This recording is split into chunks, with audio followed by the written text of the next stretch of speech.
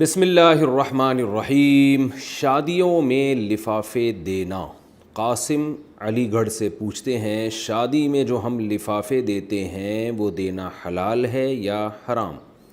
اگر ہم اس لفافے کو ہدیے کی نیت سے دینا چاہیں تو دے سکتے ہیں یا نہیں؟ دیکھیں قاسم بھائی، اصولی طور پر تو شریعت میں کوئی پابندی نہیں ہے، کوئی بھی کسی بھی ٹائم پہ کسی کو گفٹ دے بھی سکتا ہے اور اس سے گفٹ لے بھی سکتا ہے۔ نہ اللہ کی طرف سے اس پر کوئی پابندی ہے، نہ گورنمنٹ کی طرف سے کوئی پابندی ہے، تو اس لیے بذات خود کسی کو کسی بھی موقع پہ گفٹ دیا جا سکتا ہے۔ لیکن بعض چیزیں شروع ہوتی ہیں تو ٹھیک ہوتی ہیں، بعد میں وہ ایک ایسی رسم بن جاتی ہے جس میں بہت سارے فسادات ہوتے ہیں۔ اب جو شادیوں میں لفافوں کا تبادلہ ہو رہا ہے نا، اس میں ہدیے کا کانسیپٹ ذرا کم ہے اور ایک پینلٹی ایک قسم کی زیادہ ہے اس میں، یعنی سب کو پتہ ہے ہم نے دینا ہے اور نہیں دیں گے تو سامنے والا برا محسوس کرے گا، تو یہ ہدیہ نہیں بلکہ یہ جرمانہ بن جاتا ہے۔ تو اس لیے اس رسم کو ختم کرنا ضروری ہے، اور یہ بہت پرانی رسم ہے، فقہا نے اس کے خلاف بہت پہلے سے لکھا ہے، اور اس کو تو فقہا نے قرض شمار کیا ہے، کیونکہ دینے والا جو پیسے دیتا ہے نا، اس کی نیت یہ ہوتی ہے کہ جب ہمارے ہاں شادی ہوگی تو پھر ہمیں بھی پیسے ملیں گے۔ یہی وجہ ہے کہ بعض جگہوں پر باقاعدہ رجسٹر لے کے لکھا جا رہا ہے، وسیم بھائی نے 500 دیے، ستار بھائی نے 5000 دیے، کلیم بھائی نے اتنے دیے، باقاعدہ پراپر طریقے سے رجسٹروں میں لکھا جا رہا ہے یہ، اور یہ ریٹرن ہوتا ہے، واپس دیا جاتا ہے۔ تو اس کو علماء نے لکھا ہے یہ قرض کے حکم میں ہے، یعنی آپ دے رہے ہیں اس نیت سے کہ آپ نے واپس لینا ہے، اور سامنے والا بھی اسی نیت سے لے رہا ہے کہ ہم نے بھی دیا تھا تو ہمارا حق ہے کہ ہم بھی لیں۔ تو یہ نام تو ہدیے کا ہے لیکن حقیقت میں یہ ہدیہ ودیہ نہیں ہے، تو اس میں بہت سارے پیچیدہ حکام ہیں، اس لیے اس رسم کو بالکل ختم کر دینا چاہیے۔ آپ کہہ رہے ہیں کہ آپ کی نیت اچھی ہے، آپ دل کی خوشی سے دے رہے ہیں، تو ٹھیک ہے، آپ دل کی خوشی سے دے رہے ہیں، لیکن آپ کے دینے سے ایک غلط رسم کی تائید ہو رہی ہے۔ ایک آدمی صحیح نیت سے دے رہا ہے، باقیوں کی نیت ٹھیک نہیں ہے، تو جو صحیح نیت سے بھی دے رہا ہے تو اس کے اس عمل سے بہرحال ایک بری رسم کی تائید ہو رہی ہے، تو اس لیے اس رسم کو بالکل مکمل ختم کر دینا لازم ہے، واجب ہے۔ اور ہم یہ سمجھتے ہیں کہ اگر آپ اس موقع پر لفافوں میں پیسے ڈال کے دیں گے تو یہ گناہ میں ایک قسم کی معاونت ہو رہی ہے۔ وَلَا تَعَاوَنُوا عَلَى الْإِثْمِ وَالْعُدْوَانِ، قرآن کہہ رہے گناہ کے کاموں میں ایک دوسرے کے ساتھ تعاون مت کیا کرو۔ تو لفافے نہ دیں، ویسے کوئی گفٹ دینا چاہے تو میں نے بتایا نہ گورنمنٹ کی طرف سے پابندی نہ اللہ کی طرف سے، یا اس موقع پہ نہ دیں، بعد میں دے دیں۔ آپ کے کسی دوست کی شادی ہوئی ہے تو ولیمے میں جا کے نہ دیں اس کو، بعد میں چھپڑ میں کہیں پکڑا دیں اس کو، پیسے دے دیں، کچھ بھی دے دیں، دوست ہے بھائی گفٹ دینا ہے آپ نے، یا کوئی اور چیز دے دیں، موبائل دے دیں، گھڑی دے دیں، کچھ بھی دے دیں اس کو۔ تو اس لیے یہ رسم بہرحال واجب الترک ہے، اس کو چھوڑ دینا لازم ہے۔ اسلام میں عورت کی حکمرانی، اسلام میں عورت کی حکمرانی کیوں ہے؟ اگر ایک عورت کسی مرد کی نسبت زیادہ عقل مند اور بہادر ہو اور اس کو عوام اسے اپنا قائد منتخب کرے، تو کیا صرف اس کی جنس کی بنیاد پر جو اس کے اختیار میں بھی نہیں، کیا اس کی حکمرانی حرام ہو جائے گی؟ ابراہیم صاحب اسلام آباد سے، نبی صلی اللہ علیہ وسلم نے فرمایا، صحیح بخاری کی حدیث ہے، لن یفلح قوم ولوا اہم امورہم الی المرأة، وہ قوم کبھی کامیاب نہیں ہو سکتی جو اپنے اہم معاملات عورت کے سپرد کر دے۔ اس کی وجہ یہ ہے کہ عمومی طور پر اللہ نے عورت کو مرد سے زیادہ صلاحیت نہیں دی ہے، مرد میں صلاحیتیں اللہ نے عورت سے زیادہ رکھی ہیں عمومی طور پر۔ آپ دیکھیں مرد کے بازو میں طاقت زیادہ ہے، چلنے کی طاقت زیادہ ہے، بولنے کی طاقت زیادہ ہے، برداشت کی طاقت زیادہ ہے۔ خواتین اس بات کو مانتی نہیں ہیں اور لبرل لوگ بھی اس بات کو نہیں مانتے، لیکن میں لبرل لوگوں سے پوچھتا ہوں کہ بتاؤ پھر پوری دنیا میں جو فورسز ہیں ان میں مردوں کو کیوں زیادہ رکھا جاتا ہے؟ ٹھیک ہے، بہت سے کنٹریز میں فورسز میں خواتین بھی ہوتی ہیں لیکن ان کا ریشو بہت کم ہوتا ہے، زیادہ تر مردوں کو ٹریننگ دی جاتی ہے۔ اور امریکہ کی فورس ہے، کہ امریکہ کی فورسز ہیں، یو کے کی فورسز ہیں، یورپ کے کسی بھی کنٹری کی فورسز اٹھا کے دیکھ لیں گے آپ، انڈیا، پاکستان، دنیا میں ایک اصول ہے کہ فورسز میں جہاں مشکل کام کرنے پڑتے ہیں، لڑنا پڑتا ہے، جنگ کرنی پڑتی ہے، اس میں مردوں کا ریشو ہمیشہ خواتین سے زیادہ ہوتا ہے۔ وجہ اس کی ہے کہ دنیا زبان سے اس کا اقرار کرے نہ کرے لیکن دل میں مانتی ہے کہ اللہ نے مرد میں برداشت اور مرد کے جسم میں طاقت عورت سے زیادہ رکھی ہے۔ تو جب مرد کے ہر پارٹ میں طاقت عورت سے زیادہ ہے تو کھوپڑی بھی تو ایک پارٹ ہی ہے نا آپ کی باڈی کا، تو اس میں سوچنے سمجھنے کی صلاحیت، برداشت کی صلاحیت اور قوت فیصلہ وہ بھی اللہ نے عورت سے زیادہ رکھی ہے۔ ہاں یہ ایک الگ بات ہے کہ بعض دفعہ اس کے اگینسٹ بھی ہو جاتا ہے، جیسے بعض عورتیں ہم دیکھتے ہیں کہ مردوں سے زیادہ پاورفل ہوتی ہیں، وہ اکھاڑے میں مرد کو گرا دیں گی اور ان میں برداشت بھی مردوں سے زیادہ ہوتی ہے۔ لیکن جب بھی کوئی قانون بنایا جاتا ہے نا، لا بنایا جاتا ہے، تو اکثریت کو دیکھ کے بنایا جاتا ہے، چند ایک کو دیکھ کے نہیں بنایا جاتا۔ تو اسلام جب لا بنا رہا تھا تو اسلام نے ایک لا اور اصول اور ضابطے کی بات جو بتائی وہ یہی کہ مرد حاکم، مرد حکومت مرد کرے گا، یعنی جو حاکم بنے گا وہ مرد بنے گا، عورت نہیں بنے گی، کیونکہ اوور آل مردوں کو اللہ نے صلاحیت عورتوں سے زیادہ دی ہے۔ بعض دفعہ اس کے اگینسٹ بھی ہو جاتا ہے، جیسے نبی صلی اللہ علیہ وسلم نے فرمایا کہ عورت میں اللہ نے مرد کی نسبت عقل کم رکھی ہے، لیکن ہم دیکھتے ہیں امی عائشہ رضی اللہ تعالی عنہا کی جو عقل تھی، ان کی جو سمجھ تھی، بہت سے صحابہ سے زیادہ تھی، اور بہت سے صحابہ ان سے پوچھا بھی کرتے تھے، مسائل کا علم اور احادیث کی تفسیریں ان سے پوچھا کرتے تھے۔ لیکن نارملی ایسا ہوتا نہیں ہے، کہیں کبھی کبھار ایسا ہو جاتا ہے۔ تو اصول اور ضابطے اور قانون جو بنایا جاتا ہے وہ چند ایک کو دیکھ کے نہیں بنایا جاتا، اکثریت کو دیکھ کے بنایا جاتا ہے۔ تو اسلام میں لا یہی ہے، قانون یہی ہے کہ جب حاکم بنایا جائے گا، کمانڈر بنایا جائے گا، امیر بنایا جائے گا تو مرد کو بنایا جائے گا۔ دوسری بات یہ کہ اسلام چونکہ دین فطرت ہے، فطرت اللہ التی فطر الناس علیہا، یہ لوگوں کی وہ فطرت ہے جس پر اللہ نے انسانوں کو پیدا کیا۔ تو مرد کی یہ نیچر ہے کہ وہ عورت کی فرما برداری، اس کے تابع بننا، اس کے ماتحت ہونا ذہنی طور پر قبول نہیں کرتا۔ تو اگر عورت کو حاکم بنا دیا جائے تو اس میں اس بات کا بھی خطرہ ہوتا ہے کہ جو اس کے ماتحت مرد ہیں وہ مینٹلی اس کی اس عہدے کو قبول نہ کریں، جس سے بغاوت کا خطرہ ہوگا، جس میں اطاعت پھر نہیں ہو سکے گی۔ تو یہ لیکن میں نے بتایا کہ اس کے خلاف بھی کبھی کبھار ہو جاتا ہے، لیکن اسلام جو اصول بنائے گا وہ اکثریت کو دیکھ کے، دنیا میں ہر قانون ایسا ہی ہے کہ اکثریت کو دیکھ کے بنایا جاتا ہے، ہر فرد کو الگ الگ نہیں دیکھا جاتا۔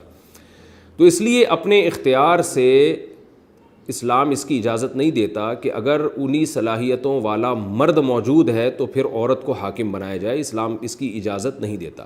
البتہ یہ بات ضرور ہے، دو چیزیں اس میں نوٹ کرنے کی ہیں۔ نمبر ایک، اگر کسی ملک میں، کسی کنٹری میں دو لیڈر ہوں، ایک عورت ہے اور ایک مرد ہے، اور آپ کو یہ خطرہ ہے کہ اصل تو مرد ہی ہے جو حکومت کے قابل ہے، جس کو حاکم بنانا چاہیے، لیکن وہ مرد اتنا کرپٹ ہے یا اتنا نالائق ہے کہ آپ کا یہ خیال ہے کہ اگر عورت کو حاکم بنا دیا تو بھی نقصان، لیکن اس کمبخت کو بنا دیا تو اس سے بڑا نقصان ہوگا۔ تو ایسی صورت میں اسلام ہی کا ایک اصول ہے جو فقہاء نے بیان کیا ہے قرآن و سنت ہی کی روشنی میں، کہ یتحمل الضرر الخفی لاجل دفع الضرر الجلی، کہ بڑی مصیبت سے بچنے کے لیے چھوٹی مصیبت کو برداشت کیا جائے گا۔ یہ دنیا کا ایک اصول ہے، اور ظاہر ہے اسلام بھی اس اصول کی مخالفت نہیں کرتا۔ کہ بعض دفعہ یہ ہوتا ہے کہ مثال کے طور پر مرد جو ہے وہ چرسی ہے، شرابی ہے، ہیروئنچی ہے، اب اس کو اگر بنا دیا گیا تو وہ تو بیڑا ہی غرق کر دے گا نا، وہ تو ہیروئن کو پروموٹ کرے گا، وہ تو ملک میں چرس امپورٹ کرے گا۔ تو ایسی صورت میں وہ یعنی عورت جس میں یہ خرابیاں نہ ہوں تو اس کو حاکم بنا دینا یہ نسبتاً زیادہ بہتر معلوم ہوتا ہے۔ اس کی مثال ایسے ہے جیسے اسلام کا ایک اصول ہے کہ بادشاہ یا حاکم یا امیر یا ملک کا حاکم بنایا جائے گا نیک آدمی کو، برے آدمی کو بنانا جائز نہیں ہے، فاسق فاجر کو بنانا جائز نہیں ہے۔ لیکن فقہا بیان کرتے ہیں کہ آپ کے پاس دو آپشن ہے، ایک نیک آدمی اور ایک فاسق فاجر ہے، لیکن وہ نیک آدمی ایسا ہے اس کو حکومت چلانے کا بالکل تجربہ ہی نہیں ہے، یا فوج کی کمانڈ کا تجربہ ہی نہیں ہے، تو وہ نیک تو ہے لیکن اگر آپ نے اس کو کمانڈر بنا دیا، وہ تجربہ کار آدمی نہیں ہے، وہ برباد کر دے گا۔ جبکہ جو فاسق فاجر ہے اس کے اندر یہ صلاحیت ہے کہ اگرچہ وہ نیک نہیں ہے لیکن وہ فوج کی کمانڈ کرنا جانتا ہے یا وہ ملک کو سنبھالنا جانتا ہے، اس کا تجربہ ہے۔ تو ایسی صورت میں تمام فقہا کا اتفاق ہے کہ جو فاسق و فاجر ہے اس کو پھر کمانڈر بنایا جائے گا، اس کو پھر حاکم بنایا جائے گا۔ وجہ اس کی یہ ہے کہ اصولی طور پر تو فاسق فاجر کو حاکم بنانے کی شریعت میں اجازت نہیں ہے، لیکن یہاں جب ہم اس کا مقابلہ کر رہے ہیں ایک نیک آدمی سے، تو نیک آدمی جس کو تجربہ ہی نہیں ہے وہ تو بیڑا ہی غرق کر دے گا نا، ایک ہی دن میں ملک کی جو ہے وہ لٹیا ڈبو دے گا، وہ ایک ہی دن میں اس کو پتہ ہی نہیں ہے ملک کیسے چلانا ہے، اس کو ملک کے مسائل ہی معلوم نہیں ہیں. تو ایسی صورت میں فقہا کہتے ہیں کہ بڑی مصیبت سے بچنے کے لیے چھوٹی مصیبت کو برداشت کیا جائے گا، اس لیے کہ یہاں دو مصیبتیں، ایک ہے کہ فاسق کو حاکم بنانا، اور ایک مصیبت یہ ہے کہ نیک آدمی ہے مگر نا تجربے کار ہے. تو وہ فاسق آدمی جو برا ہو لیکن اس کو تجربہ ہو، ایکسپیرینس ہو اس کا، وہ کم از کم کچھ کر تو سکتا ہے نا. اس بیچارے نیک کو تو پتہ ہی نہیں کرنا کیا ہے، ملک کی باغ ڈور جب ہمارے ہاتھ میں آئے گی تو کرنا کیا ہے ہم نے، وہ تو بیڑا ہی غرق کر دے گا. اسی طرح فوج کی کمانڈ میں بھی فاسق آدمی جو تجربہ رکھتا ہو، جو لڑنا جانتا ہو. میں اس کی ایک مثال دیتا ہوں کہ آپ کا جھگڑا ہو رہا ہے کسی سے، دو آدمی ہیں مدد کے لیے، ایک آدمی بہت نیک ہے، 4 مہینے تبلیغ میں لگا کے آیا ہوا ہے، بہت پرہیزگار ہے، لیکن اس نے زندگی میں کبھی پھڈا کیا ہی نہیں ہے. اور ایک وہ آدمی ہے جو چرسی ہیروئنچی ہے لیکن لڑاکا ہے، 1 نمبر کا بدماش ہے. تو ایسے موقع پہ آپ کس کو کال کریں گے اپنی مدد کے لیے؟ ایسے موقع پہ یقیناً آپ اس چرسی ہیروئنچی سے مدد لے لیں گے، بھائی تو آ ذرا میرے ساتھ مل کے لڑ، کیونکہ آپ کو پتہ ہے اگرچہ یہ برا آدمی ہے لیکن لڑائی میں یہ کام آئے گا. اور وہ والا تو بہت نیک ہے لیکن زندگی میں بیچارے نے کبھی نہ گالی سنی، نہ کبھی کسی کو گالی دی، اور کبھی لڑائی نہیں ہے، تو وہ کیا مدد کرے گا آپ کی؟ تو یہی اصول حکومت کے بارے میں بھی ہے کہ اسلام نے حکم دیا نیک آدمی کو حاکم بنایا جائے، لیکن جہاں نیک آدمی مارکیٹ سے شارٹ ہوں یا نیک آدمی تجربے کار ہی نہ ہو، اسے پتہ ہی نہ ہو، تو ایسے موقع پہ بڑی مصیبت سے بچنے کے لیے چھوٹی مصیبت کو اختیار کیا جائے گا، اسی فاسق و فاجر کو بنا دیا جائے گا. بالکل اسی طرح اس شریعت کا اصول یہ ہے کہ جہاں مرد اور عورت کا مقابلہ ہوگا، کمپیئر ہوگا، دونوں میں آپ تقابل کریں گے، دونوں الیکشن میں کھڑے ہو رہے ہیں، دونوں ایک جیسے اہل ہیں، تو پھر مرد کو ترجیح دی جائے گی مرد ہونے کی بیس پہ، اس لیے کہ اس میں اس بات کا امکان زیادہ ہے کہ اللہ نے اس کو صلاحیتیں زیادہ دی ہیں. ایسی صورت میں عورت کو ووٹ دینا جائز نہیں ہوگا. لیکن اگر آپ یہ سمجھتے ہیں، سمجھدار لوگ یہ سمجھتے ہیں کہ جو مرد عورت کے مقابلے میں آ رہا ہے وہ صرف اس میں یہ کوالٹی ہے کہ وہ مرد ہے، لیکن اس کے علاوہ اس میں کوئی کوالٹی نہیں ہے، اور اس کے بارے میں آپ کو غالب گمان یہ ہے کہ یہ ملک کا بیڑا غرق کر دے گا، تو پھر ایسی صورت میں بڑی مصیبت سے بچنے کے لیے چھوٹی مصیبت کو اختیار کیا جائے گا کہ عورت ہی کو پھر ایسی صورت میں ووٹ دینا جائز ہوگا، اس لیے کہ اس عورت میں صلاحیت اس مرد سے زیادہ ہے. تو یہ ایک اصول ہے. دوسرا نمبر، یعنی ایک استثناء تو یہ ہو گیا، ایک اور نمبر یہ کہ مرد کو حاکم بنایا جائے یا عورت کو حاکم بنایا جائے، نیک کو حاکم بنایا جائے یا برے کو بنایا جائے، یہ ساری بحثیں حاکم بننے سے پہلے کی ہیں. اگر کوئی بن جائے تو پھر اس کی اطاعت بہرحال واجب ہے. رسول اللہ صلی اللہ علیہ وسلم نے فرمایا، اسمعوا واطیعوا ولو سلط علیکم رجل حبشی کأن رأسہ ذبیبہ، اگر تم پر کوئی حبشی غلام، کالا کلوٹا نہیں ہوتا اور وہ بھی غلام ہو، موٹے موٹے ہونٹ والا، اس کی کوئی پرسنالٹی نہیں ہے اور دماغ بھی نہیں ہے، کھوپڑی ایسی ہے جیسے پچکی ہوئی کشمش ہوتی ہے نا، کشمش جیسا پچکا ہوا سر ہو اس کا، یعنی یہ بھی شبہ ہو رہا ہے پتہ نہیں اس کی کھوپڑی میں دماغ ہے بھی یا نہیں ہے. لیکن اگر وہ مسلط ہو گیا اور حاکم بن گیا تو پھر آپ صلی اللہ علیہ وسلم نے فرمایا کہ اس کی اطاعت کرنی پڑے گی. یعنی اس کو حاکم بنانا تو جائز نہیں ہے اس لیے کہ اس کے تو دماغ ہی کام نہیں کرتا، لیکن اگر بن جائے کسی بھی طرح سے، طاقت کے زور سے، قانونی راستے سے، غیر قانونی راستے سے، جب بن گیا، پاور اس کے ہاتھ میں آ گئی، قوت نافذہ اس کے ہاتھ میں آ گئی، حاکم بن گیا، تو پھر آپ صلی اللہ علیہ وسلم نے فرمایا پھر بغاوت کی اجازت نہیں ہے، کیونکہ بغاوت سے بڑے نقصانات ہوتے ہیں. جب آپ اپنے حاکم کی، حکومت کی بات کو نہیں مانتے تو ملک میں افراتفری ہوتی ہے، ملک ٹکڑے ہونے کا خطرہ ہوتا ہے، بہت زیادہ قتل و غارت کا خطرہ ہوتا ہے، ایک پورا سسٹم تباہ ہو جاتا ہے. تو اس لیے حاکم بنانے سے پہلے تو یہ بھی دیکھا جائے گا کہ مرد ہو اور نیک ہو، تجربے کار ہو، وہ ساری کوالٹیز دیکھی جائیں گی اور ان کی بیس پر سلیکشن ہوگی. اور اگر 2 آدمی نااہل ہیں تو پھر یہ دیکھا جائے گا ان میں کم درجے کا نااہل کون ہے، اس بیس پہ سلیکشن ہوگی.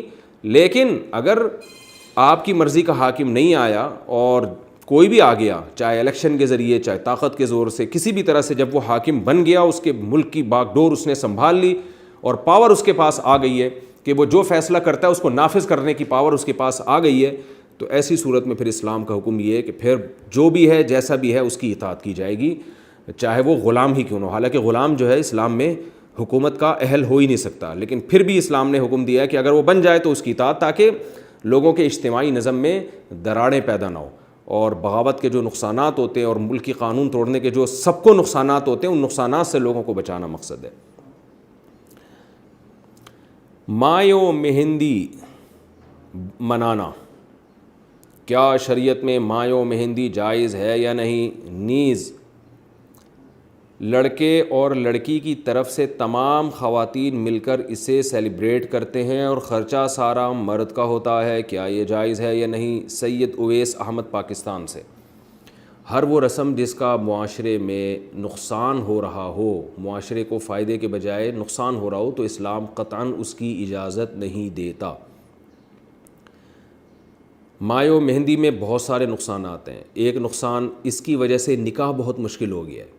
ظاہر ہے جب ایک معاشرے میں ایک رواج ہوگا تو جو لوگ یہ مائع و مہندی نہیں کریں گے، لوگ ان کو کنجوسی کے طعنے دیں گے، واہ بھائی واہ یہ کیسی شادی ہو رہی ہے، پتہ ہی نہیں چل رہا کہ شادی ہو رہی ہے کہ میت ہو رہی ہے۔ تو انسان نہ چاہتے ہوئے بھی شو بازی کے چکر میں پیسے خرچ کرتا ہے، حالانکہ اس کی پتلون میں اتنے پیسے ہوتے نہیں ہیں۔ تو پہلا نقصان کیا ہوا اس کا کہ ایک چیز یعنی ایسی ہے جس کی وجہ سے نکاح مشکل ہو رہا ہے، اور نکاح ظاہر ہے جب مشکل ہوگا تو زنا آسان ہو جائے گا۔ تو اس لیے مائع و مہندی کی اسلام بالکل بھی حوصلہ افزائی نہیں کرے گا، کیونکہ نکاح کو اسلام نے آسان بنایا ہے۔ دوسری بات، اس میں اسراف ہوتا ہے۔ جب ایک چیز بے موقع ہے تو پیسہ کتنی مشکل سے انسان کماتا ہے، درجنوں جگہیں ہیں جہاں انسان کو خرچ کرنا چاہیے، وہ اچھی اچھی جگہوں سے ہٹا کر مائع و مہندیوں کی فضول رسموں میں اڑا دیتا ہے، 2-4 دن کا ہلہ گلہ ہوتا ہے اور ختم، اور لوگ بھول جاتے ہیں کہ کیا ہوا تھا۔ تو اس میں اسراف کا بھی گناہ ملتا ہے، تبذیر کا بھی گناہ ملتا ہے۔ اسراف کہتے ہیں اپنی آمدن سے زیادہ خرچ کرنا، تبذیر کہتے ہیں بے موقع خرچ کرنا۔ تیسرا فساد اس میں ہوتا ہے بے حیائی اور بےہودگی کا۔ ظاہر ہے مائع و مہندی مردوں میں تو نہیں ہوتی، نہ صرف عورتوں میں ہوتی ہے، مس گیدرنگ ہوتی ہے، اس میں جو طوفان بدتمیزی ہے وہ بھی سب کو پتہ ہی ہے، اس کو بھی بتانے کی ضرورت نہیں ہے۔ اور چوتھی بات یہ کہ اسلام نے ہمیں نکاح کا ایک خاص طریقہ بتایا ہے۔ تو اگر یہ کام ہندو کریں، مائع و مہندی عیسائی کریں تو سمجھ میں آتا ہے، آپ کے مذہب نے تو آپ کو گائیڈ کیا ہے کہ کیسے نکاح کرنا ہے، اس میں یہ بتا دیا ہے کہ دعوت بھی کب ہوگی۔ تو اسلام نے بتایا ہے کہ بھئی دعوت جو ہوگی نا رخصتی کے بعد، مرد ولیمے کی دعوت کرے گا، اس پہ پیسے خرچ کرے وہ۔ تو جب اسلام نے ہمیں بتا دیا ہے کہ کہاں خرچ کرنا ہے کہاں نہیں کرنا، تو ہمارے پاس اسلام کی گائیڈنس موجود ہے، لہذا نکاح ہم نے کرنا ہے تو سنت طریقے پر۔ اور سنت طریقہ کیا ہے کہ نکاح ہو جائے مسجد میں یا کہیں بھی کسی مجمع میں، اور مرد کی طرف سے چند افراد اس کی مائیں بہنیں وغیرہ جا کے دلہن کو لے آئیں، رخصتی کے بعد اگلے دن مرد دھوم دھام سے ولیمہ کرے، اس میں بس مس گیدرنگ نہ ہو، پھر اپنی استطاعت کے مطابق لوگوں کو کھلائے پلائے اور اس کو سیلیبریٹ بھی کریں۔ تو جو اسلام نے ایک طریقہ بتایا، یہ طریقہ اس طریقے سے بھی ہٹ کرے۔ تو ان وجوہات کی بیس پر اس عمل کو قطعاً اس کی اجازت نہیں دی جا سکتی اور یہ عمل ناجائز ہے۔ اچھا، یہ جو مائع و مہندی والا سوال تھا یہ سید اویس احمد نے پوچھا تھا پاکستان سے۔ نماز میں کس رکن میں کہاں نظر رکھیں؟ وقاص امتیاز انڈیا سے پوچھتے ہیں۔ تشہد اور رکوع میں ہمیں کہاں دیکھنا چاہیے؟ نیز جب سلام پھیریں تو دائیں بائیں جانب دیکھیں یا کندھوں پر؟ جناب وقاص امتیاز صاحب، تشہد میں تو اپنی گود میں نظر رکھنی چاہیے، جہاں ہم بیٹھے ہوتے ہیں نا دونوں رانوں کے درمیان میں۔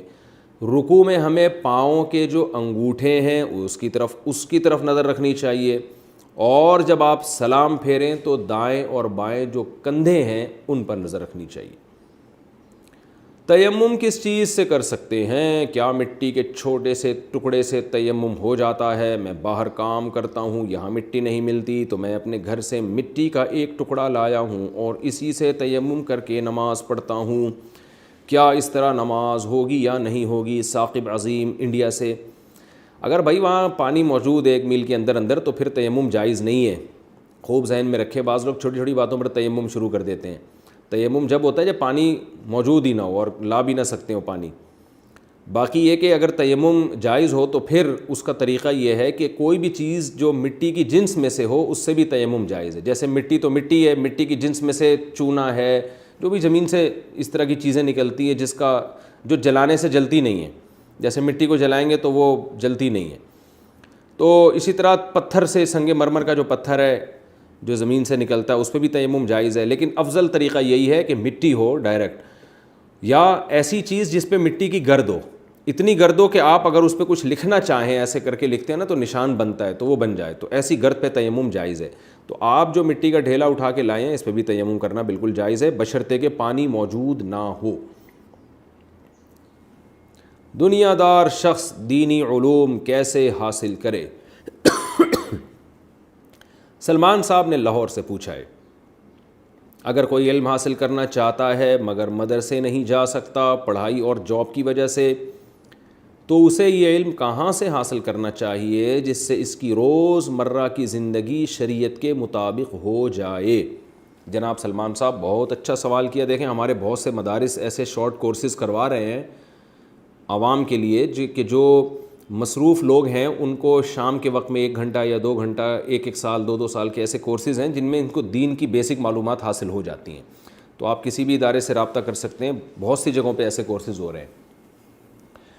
اور اگر آپ قرآن کا علم حاصل کرنا چاہ رہے ہیں تو میرے جو ویب سائٹ ہے مفتی طارق میرا جو چینل ہے مفتی طارق مسعود اسپیچز، اس پہ آپ تفسیر کے لیکچر سن سکتے ہیں، آن لائن تفسیر۔ اس میں آپ کو انشاءاللہ بیسک عربی گرامر بھی آ جائے گی قرآن سے متعلق، اور تفسیر کا علم بھی کافی حد تک قرآن آپ کی سمجھ میں انشاءاللہ آئے گا۔ جب آپ نماز میں پڑھیں گے، تراویح میں سنیں گے، قرآن سمجھ میں آئے گا انشاءاللہ۔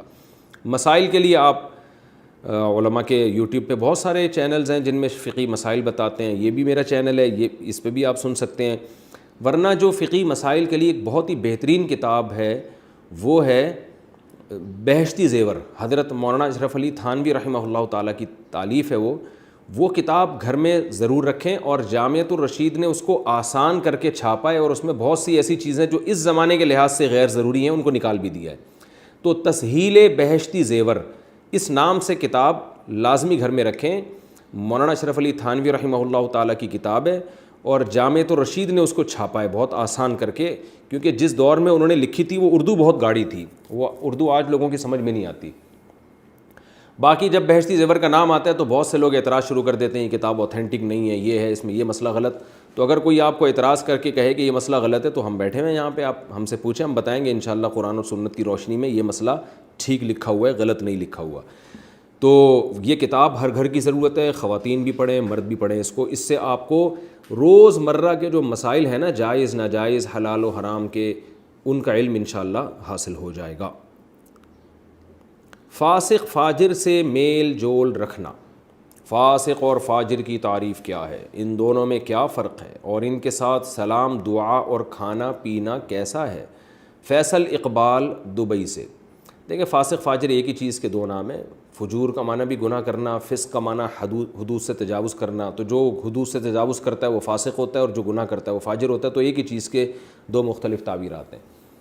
باقی فاسق فاجر کی ڈیفینیشن کیا ہے؟ ہر گناہ گار فاسق ہے اور فاجر ہے، لیکن ایک اصطلاح میں فاسق اس کو کہا جاتا ہے کہ جو کھلے عام گناہ کرتا ہو اور گناہ بھی کبیرہ کرتا ہو۔ یعنی اصطلاح میں جو ٹرم ہے نا فاسق کی، دیکھیں اللہ کی نظر میں تو ہر وہ شخص بھی فاسق ہے جو چھپ کے بھی گناہ کر رہا ہے، لیکن ہمیں جو فاسق کے احکام دیے گئے ہیں وہ تو ظاہر ہے جو چھپ کے گناہ کر رہا ہے اس کا تو ہمیں پتہ نہیں ہوگا نا۔ تو ہم نے جو فاسق اور فاجر کے ساتھ جو معاملات کرنے ہیں، جس قسم کے فاسق کے ساتھ، تو اس فاسق کی ڈیفینیشن کیا ہے؟ یعنی وہ فاسق جس کو نماز میں امام بنانا جائز نہیں، جس کو حاکم بنانا جائز نہیں، تو اس فاسق سے فقہا کی مراد یہ ہوتی ہے کہ جو کبیرہ گناہ کرتا ہو اور گناہ بھی علانیتاً کرتا ہو۔ کبیرہ سے مطلب چھوٹے موٹا، کبھی چھوٹا موٹا ہلکا پھلکا کچھ ہو گیا تو وہ تو صغیرہ گناہ ہے۔ کبیرہ جیسے زنا ہے، شراب ہے، اور لوگوں کو لڑانے کے لیے ایک دوسرے کے خلاف جھوٹ بولنا، چغلیاں لگانا، اور نماز جان کر قضا کرنا، داڑھی کاٹنا، اور سود کھانا، قتل کرنا، یہ سارے کبائر میں آتے ہیں یہ چیزیں۔ تو جو کبیرہ بھی کرتا ہو اور علانیہ بھی، یعنی سب کو پتہ بھی ہو کہ یہ جرم کرتا ہے، چھپ کے نہیں کرتا ہو، تو ایسے فاسق اور فاجر سے دوستی لگانا یہ ٹھیک نہیں ہے۔ وجہ اس کی یہ ہے کہ انسان پر بری صحبت کے اثرات آتے ہیں، بری صحبت کے اثرات آتے ہیں۔ اگر آپ اس کے ساتھ میل جول رکھیں گے تو کل آپ بھی اس گناہ میں مبتلا ہو سکتے ہیں۔ آپ صلی اللہ علیہ وسلم نے فرمایا اچھی صحبت کی مثال عطر فروش کی ہے، کہ جب آپ عطر فروش کے ساتھ بیٹھتے ہیں تو ہو سکتا ہے وہ آپ کو گفٹ میں یعنی خوشبو دے دے، ورنہ جب تک بیٹھیں خوشبو آتی رہے گی۔ اور بری صحبت کی مثال آپ صلی اللہ علیہ وسلم نے فرمایا ایسے جیسے بھٹی میں بیٹھے ہیں، چنگاری اڑ کے آپ کے کپڑوں کو جلا سکتی ہے، ورنہ بدبو تو آتی رہے گی آپ کو۔ تو اس لیے ہمیشہ نیک لوگوں سے اپنا تعلق قائم کرنا چاہیے۔ نخلع ونترک من یفجرک، دعائے قنوت میں ہم یہ الفاظ پڑھتے ہیں، اللہ جو لوگ تیری نافرمانی کرتے ہیں ہم ان کو چھوڑ دیتے ہیں، یعنی ان سے گہری دوستیاں نہیں لگاتے، الا یہ کہ کوئی رشتہ داری ہو یا صلہ رحمی کی وجہ سے دوستی لگانی پڑتی ہو، وہ تو ایک الگ بات ہے۔ تو نارملی جو فساق اور فجار ہیں، نیک لوگوں کو ان سے اچھا سلوک کرنا تو بہرحال لازم ہے، چاہے کیسا ہی ہو، اچھا سلوک ضرور کریں۔ کوئی کاروباری معاملہ ہے وہ بھی جائز ہے، کوئی پیسوں کا لین دین ہے یا بزنس کرنا ہے وہ بھی جائز ہے، لیکن دلی دوستیاں لگانا، صبح و شام ان کے ساتھ بیٹھنا جیسے بیٹھے ہوتے ہیں لوگ، تو اس سے پھر بہت سخت نقصان کا اندیشہ ہوتا ہے، کیونکہ انسان جس کی صحبت اٹھاتا ہے اس کے اثرات اس کے دل میں آتے ہیں۔ دیکھیں صحابہ کرام کا اتنا اونچا مقام کیوں ہے؟ اس لیے کہ انہوں نے آپ صلی اللہ علیہ وسلم کی صحبت اٹھائی ہے، تو صحبت ہی سے انسان بنتا بھی ہے اور انسان بگڑتا بھی ہے۔ تو جو فاسق فاجر لوگ ہیں ان سے بس ضرورت کی حد تک تو تعلق رکھنا چاہیے، خام خواہ میں ان سے بلا وجہ بہت زیادہ محبتیں اور دوستیاں لگانا یہ آپ کی روحانی صحت کے لیے نقصان دہ ہے۔ کیا قرآن بھول جانا کبیرہ گناہ ہے؟ کیا قرآن پاک یاد کر کے بھول جانا گناہ کبیرہ میں سے ہے؟ حمزہ صاحب لاہور سے۔ نہیں، قرآن پاک یاد کر کے بھول جانا نہ کبیرہ ہے نہ صغیرہ ہے۔ یہ جو حدیث میں آتا ہے نا کہ جس نے قرآن یاد کر کے بھول گیا وہ بہت بڑا گناہ گار ہے، اس طرح کی جو حدیث میں الفاظ ہیں، علماء کہتے ہیں اس سے مراد یہ ہے کہ دیکھ کے بھی نہ پڑھ سکتا ہو۔ اس زمانے میں تو یہ ممکن نہیں ہے کہ دیکھ کے پڑھنا ہی بھول جائے، لیکن پہلے یہ ممکن تھا، کیونکہ پہلے پڑھنے لکھنے کا اتنا زیادہ رواج نہیں تھا، تو اس لیے اگر کوئی قرآن یاد کرتا ہے اور بھول جاتا ہے تو انشاءاللہ گناہ نہیں ہوگا، لیکن یہ بہت بڑی محرومی کی بات بہرحال ہے کہ اتنی بڑی نعمت اللہ کی طرف سے آپ کو ملی، اتنا بڑا تحفہ اللہ کی طرف سے آپ کو ملا اور آپ نے اس کی قدر نہیں کی، تو ناقدری کی وجہ سے کوئی اور اللہ کی طرف سے بے برکتی والا معاملہ نہ ہو جائے، کسی اور اچھے عمل کی توفیق سلب نہ ہو جائے، یہ تو بہرحال کچھ نہیں کہا جا سکتا، خطرہ تو ہر چیز کا ہر وقت ہے، اللہ پر تو کوئی زور نہیں ہے، لیکن یہ کہ یہ ہے بہرحال، یعنی گناہ کا فتویٰ تو کوئی نہیں دے سکتا، لیکن یہ ہے بہرحال بہت ہی ناشکری اور نااہلی کی بات کہ اللہ نے آپ کو اتنا بڑا گفٹ دیا، قرآن یاد ہو گیا اور آپ اس کو بھول رہے ہیں۔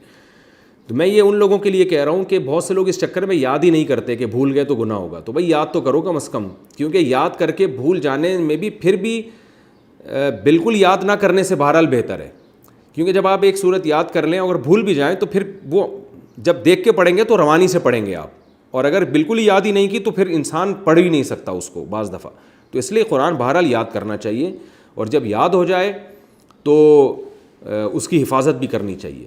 ہاں، اس نیت سے یاد ہی نہ کرنا کہ کہیں میں بھول نہ جاؤں، یہ غلط ہے، اس پہ رد کرنا میرا مقصد ہے۔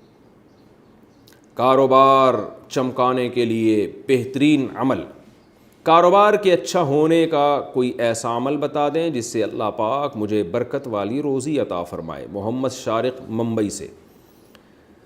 دیکھیں کاروبار چمکانے کے لیے بہتر ہے دکان پہ چمک پٹیاں لگا دیں، آپ کا کاروبار چمکنے لگے گا۔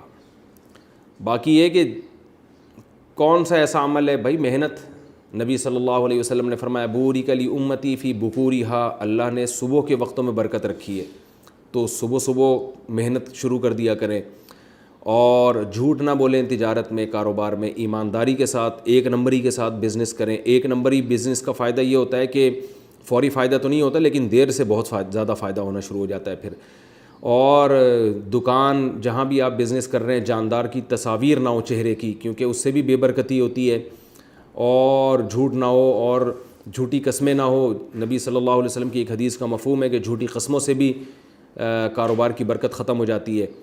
اور باقی یہ کہ یا رزاق زیادہ پڑھا کریں، یا رزاق پڑھا کریں۔ نبی صلی اللہ علیہ وسلم نے فرمایا کہ رات کے آخری حصے میں اللہ تعالیٰ آسمان دنیا پر آ کے ندائیں لگاتے ہیں، حل من مستغفر اغفر له، کوئی ہے گناہوں کی توبہ کرنے والا کہ میں اس کے گناہوں کو معاف کروں، حل من مسترزق ارزق له، کوئی ہے مجھ سے رزق طلب کرنے والا کہ میں اس کو روزی دوں۔ تو رات کے آخری حصے میں جب آپ تہجد پڑھیں تو اللہ سے تہجد پڑھ کے دعا مانگیں اللہ میرے رزق میں برکت دے، تو یہ بہت زیادہ قبولیت کا وقت ہوتا ہے، اور اس میں اللہ سے پوری امید ہے اللہ تعالیٰ آپ کے رزق میں انشاءاللہ برکت عطا فرمائیں گے۔ باقی جو لوگ وظیفے بتاتے ہیں یہ پڑھ لو یہ پڑھ لو، وہ میری کھوپڑی میں نہیں آتے، وہ کہاں سے انہوں نے سیکھے ہیں یہ، بس اتنا کافی ہے، حسبی اللہ و نعم الوکیل پڑھ لیا کریں یا رزاق پڑھ لیا کریں، اور رات کے آخری حصے میں دعا. اور اصل چیز ہے محنت اور ایمانداری، محنت اور ایمانداری کے ساتھ کام کریں اور پھر دعائیں قبول ہوتی ہیں. گھر والوں سے ہیرا پھیری کر کے پیسے لینا. عابد صاحب انڈیا سے.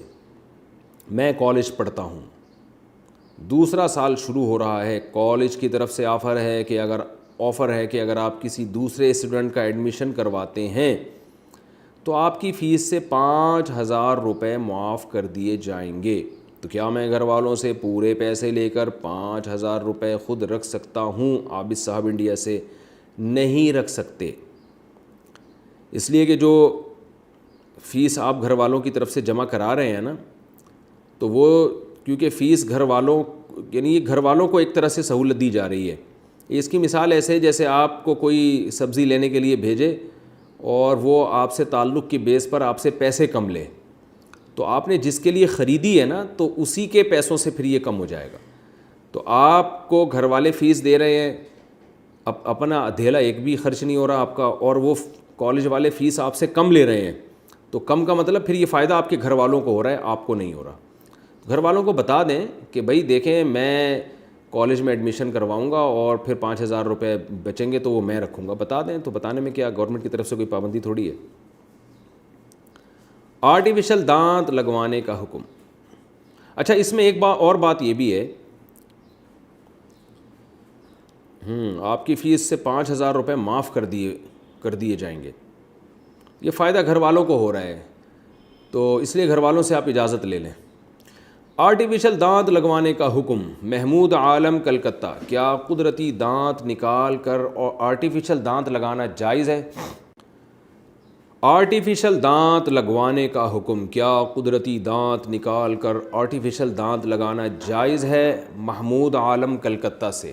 بلا وجہ جائز نہیں ہے، کیونکہ یہ تغییر خلق اللہ ہے، اللہ کی تخلیق کو بدلنا ہے. ہاں کوئی ضرورت ہو، جیسے دانت خراب ہو گئے، کیڑا لگ گیا، درد ہو رہا ہے، تو مجبوراً دانت نکال کے آرٹیفیشل لگوا دے، وہ تو ایک الگ بات ہے، لیکن بلا وجہ یہ کام جائز نہیں ہے. پھر جو آرٹیفیشل دانت لگائیں گے اس میں بھی 2 طرح کے دانت ہوتے ہیں، ایک تو آسانی سے نکل جاتے ہیں، ایک ہمیشہ کے لیے لگ جاتے ہیں. تو جو دانت آسانی سے نکل جاتے ہیں تو پھر شریعت میں حکم یہ ہے کہ غسل کرتے ہوئے، وضو کرتے ہوئے ان کو آپ کو نکالنا پڑے گا، اور اگر کسی کا انتقال ہو جائے تو بھی اس کے آرٹیفیشل دانت نکال کے اس کو دفن کیا جائے گا.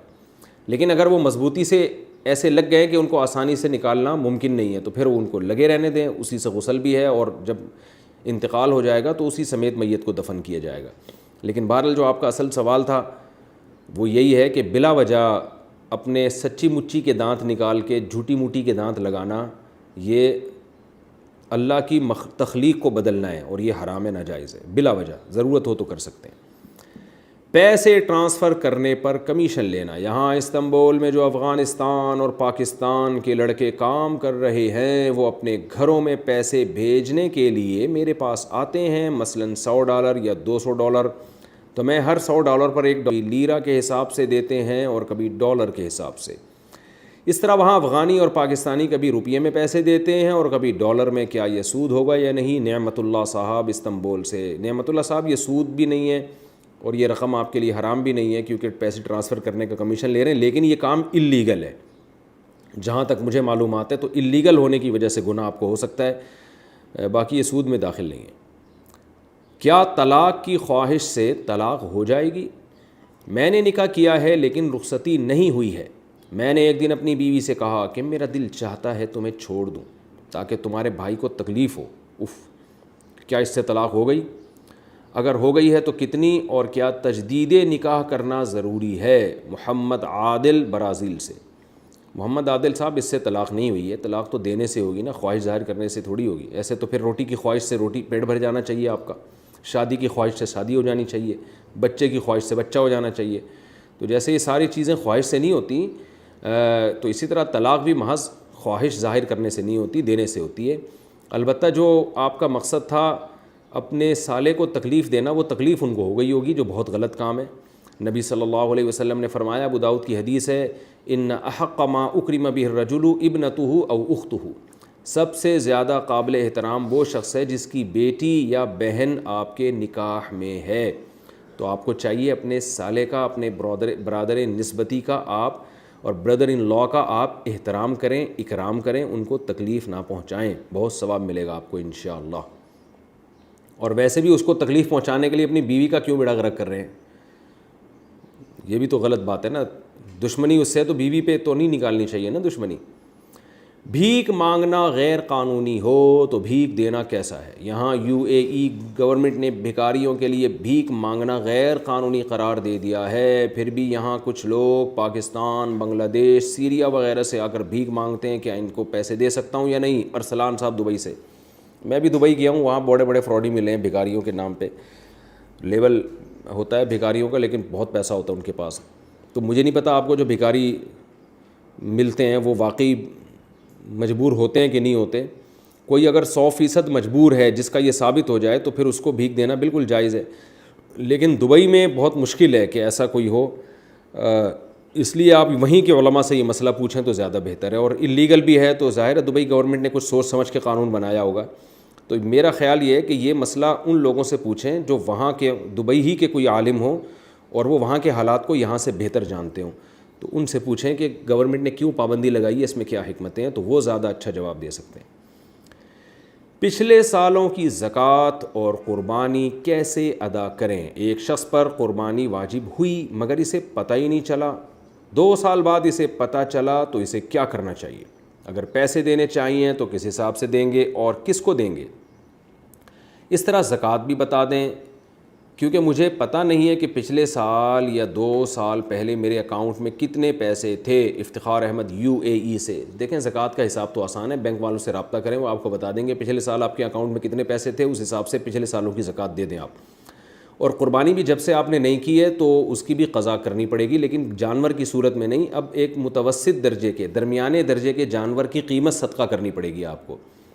تو آپ دیکھ لیں 2-3 سال پہلے جانوروں کے ریٹ کیا تھے، اب جانور کے تو اب کا ریٹ ہوگا نا، اب جانور کا درمیانے درجے کے دمبے کا یا بکرے کا یا جو ہے نا درمیانے درجے کا دمبا دیکھ لیں، وہ سستا ہوتا ہے ذرا، تو اس کا ریٹ مارکیٹ میں پتہ کر کے اس کی قیمت صدقہ کر دیں، اور یہ قیمت انہی لوگوں کو صدقہ کی جائے گی جو زکوٰۃ کے مستحق ہیں۔ ایک آدمی کو سارے پیسے دینا لازم نہیں ہے، تفریق کر کے بھی دے سکتے ہیں، اور یکمشت دینا بھی واجب نہیں ہے، قسطوں میں بھی ادا کر سکتے ہیں۔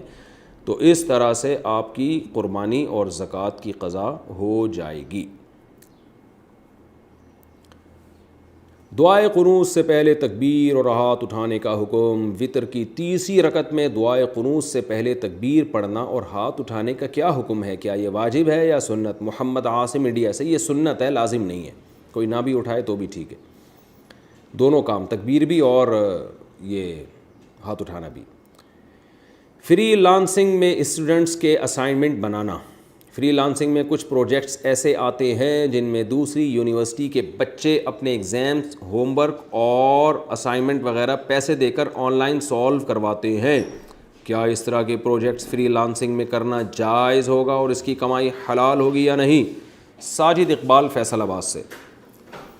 دیکھیں جو یہ اسائنمنٹ آپ سے بنوا رہے ہیں ان کے لیے تو بالکل حرام ہے، دھوکہ ہے، جہاں تک میری معلومات ہیں، کیونکہ یعنی جو ادارہ ہے نا جو پروجیکٹ دیتا ہے اور اسائنمنٹ بنانے کا حکم دیتا ہے ان کی طرف سے اس کی پرمیشن نہیں ہوتی، جہاں تک میری معلومات ہیں۔ میں اس لیے کہہ رہا ہوں کہ اگر کسی ادارے کی طرف سے پرمیشن ہے تو پھر ٹھیک ہے، تو لیکن آپ اگر کسی کو اسائنمنٹ بنا کے دے رہے ہیں تو یہ کام مکروہ ہے، ناپسندیدہ ہے، کیونکہ ایک قسم کا یہ دھوکے میں تعاون ہے، مگر اس کو حرام نہیں کہا جائے گا، اس کی ارننگ کو، اس لیے کہ کوئی بھی آپ سے کوئی بھی مضمون لکھوانے کے آپ کو پیسے دے سکتا ہے۔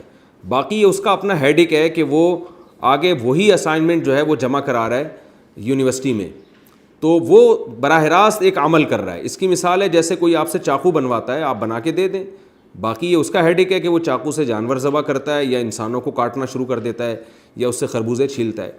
تو یہاں ایک شخص کا اپنا عمل ہے پراپر، وہ عمل یہ ہے کہ وہ خود سے یونیورسٹی میں غلط چیز کو جمع کرا رہا ہے جس میں آپ کے ارادے کا دخل نہیں ہے، تو کوئی بھی کسی سے کوئی بھی علمی مضمون لکھوا سکتا ہے، لیکن بہرحال یہ مکروہ ناپسندیدہ ضرور ہے، کیونکہ ایک درجے کی اس میں گناہ میں تعاون اور معاونت ہے، تو بہتر یہی ہے کہ آپ یہ کام چھوڑ دیں، یہ مکروہ اور ناپسندیدہ کام ہے، یعنی ایک طرح کا گناہ میں تعاون ہی ہے یہ، تو نہ کریں یہ کام، خالص حلال طیب کام کیا کریں جس میں ذرا بھی شبہ نہ ہو۔